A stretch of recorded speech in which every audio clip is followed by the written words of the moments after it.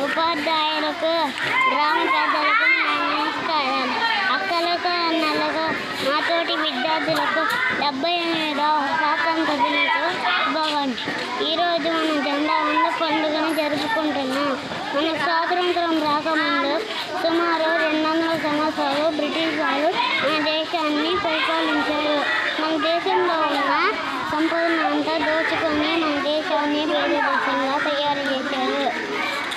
మన దేశ ప్రజల్ని ఎన్నో కష్టాలు పెట్టారు. మన దేశ నాయకులు గాంధీజీ, అంబేద్కర్, తిలక్, సుభాష్ చంద్రబోస్, అల్లూరి సీతారామరాజు వంటి నాయకులు వాళ్ళ ప్రాణాన్ని లెక్క చేయకుండా పోరాడి మన స్వాతంత్రం తెచ్చిపెట్టారు.